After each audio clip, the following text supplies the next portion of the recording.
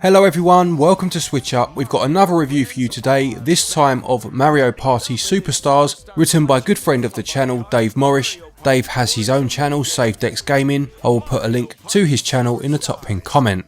Mario Party is a series that has had its ups and downs over the years. Beginning on the Nintendo 64, the series enjoyed success with nearly annual releases for the first 8 installments. After a hiatus, Gamecube took over development duties from Hudson Soft and changes were made to the gameplay that were not well received by some fans. The Nintendo Switch received its first Mario Party game 3 years ago with Super Mario Party, and although the game was certainly a step in the right direction, it did have some shortcomings that prevented it from reaching the heights of those N64 and Gamecube days. What better way to achieve this goal than to look at what made those first few games so enjoyable? Well, that's exactly what they've done by bringing us 5 boards from the first 3 games and 100 mini-games from the series history. So should you accept your invitation to this party, or are you going to be washing your hair? Well, thank you to Nintendo for the review code, and now let's find out. All your coins on Woody Woods. The direction keeps changing. The core concept of Mario Party involves 4 characters on a board.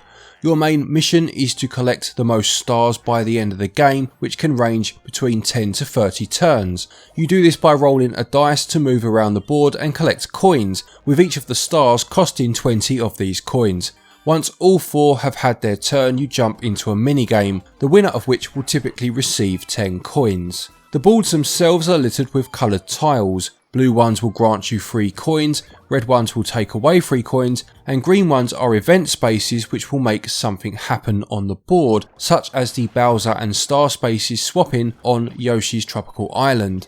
The colour you land on determines which team you are in on that turn's minigame. It could be a 2-on-2, a 3-on-1, or if you all land on the same colour, it's a free-for-all, which you tend to see quite regularly. The minigames themselves are always a highlight in Mario Party, and this time it's no different.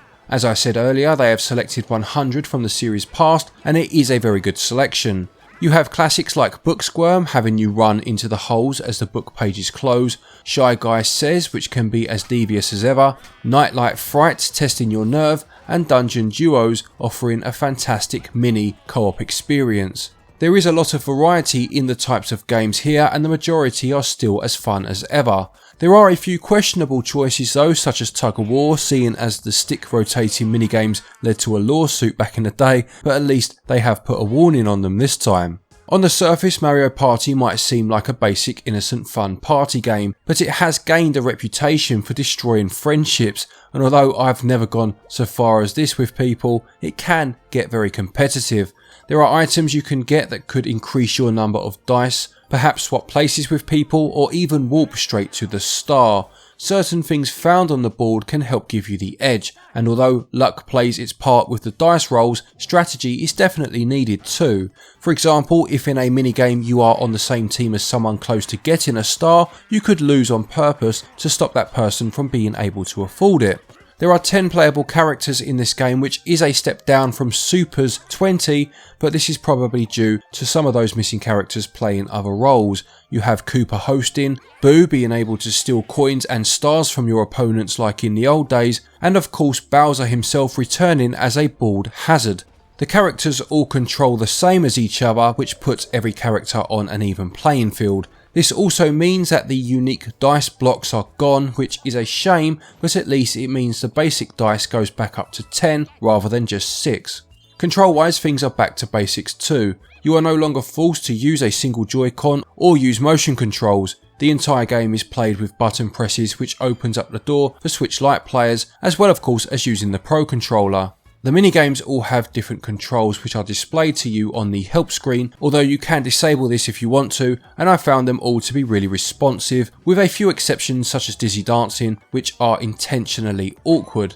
The game also features full online play, which I wasn't able to test sadly, with the board games themselves that is, but I have watched some streams of people playing it and I didn't see any issues at all. In fact, one nice feature is if someone drops out or disconnects, an AI character takes over until they reconnect. I did however play the minigames online where there are daily challenges and also a survival mode where you get matched with randoms and go for a winning streak. When playing this mode it was fast to find people in each game and I didn't experience any issues at all.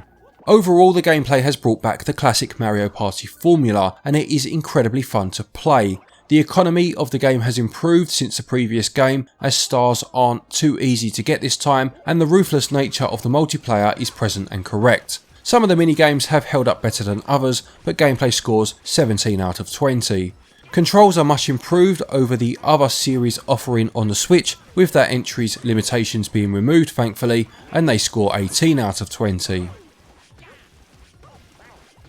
The overall presentation of this game has taken the classic Mario Party games and given them a fresh coat of paint, with things also running at a nice and smooth 60 frames per second. Seeing the main menu with the same layout as the original game, as well as the party selection screen having the backdrop of falling down a warp pipe, plays heavily to your nostalgia, but it still looks and feels like a new game in how it is presented. The 5 boards are recreations from the first 3 games, and seeing these areas that you recognise from before with the flashy new visuals was a very pleasing experience, but newcomers will also no doubt appreciate the bright and cheery look to the visuals even without that nostalgic connection. This is also true of the minigames themselves, where there are a number of details in the settings and everything is always clear to see thanks to the vibrant colours and attention to detail. Onto the audio then, and we hear some classic tunes here re-recorded, and they are as fun as ever. From the light-hearted tones of Yoshi's Tropical Island to the adventurous grandeur of Spaceland, they all set the tone for your surroundings, and you can even set the classic music for the boards if you prefer. When you get to the last 5 turns, the background music will change, keeping in the same spirit of the usual song, but with a faster tempo and an increased sense of urgency.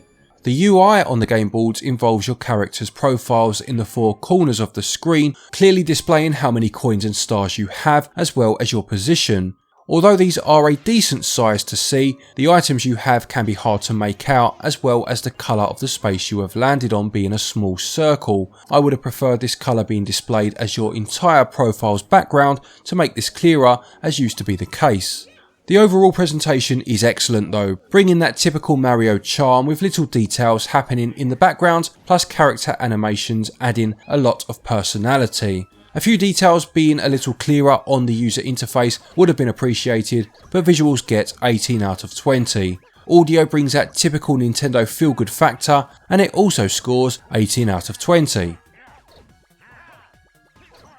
Mario Party Superstars costs £49.99 and regional equivalents are on your screen now. This is your typical Nintendo price on the eShop, but like other Nintendo games, I was able to find this for about £10 cheaper physically. The value is where the game does take a hit, although it has brought Mario Party back to its roots and created an incredibly fun and polished experience. It is ultimately a remake compilation and there are only 5 boards. There have been whisperings of them adding more to the game, which wouldn't be surprising as they have done this with Mario Golf and Mario Tennis, but this hasn't been confirmed at the time of this review.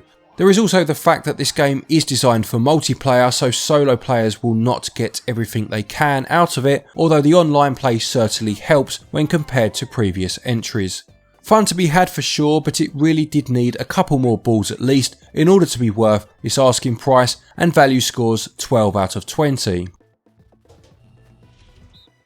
To conclude, Mario Party Superstars is a true return to form for the series. It is lacking in places, it desperately needs more boards added, but the minigames added are excellent choices for the most part, it's accessible for newcomers, and it is a highly competitive game all round.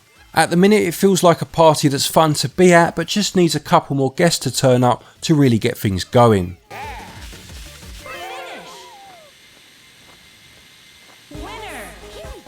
Mario Party Superstars gets a SwitchUp score of 83%. Thank you everybody for watching this review, I hope you enjoyed it. Please do remember to leave a like if you did. Another big thank you to Dave for writing this one for us. He's actually just done a video himself on Mario Party Superstars, ranking all 100 minigames. No mean feat at all, and it really does deserve more views than it currently has. Maybe you could help him out with that, that would be great. A quick thank you to our Patreons as always for your continued support, and to each and every one of you for watching our videos. Take care, and until next time, happy gaming.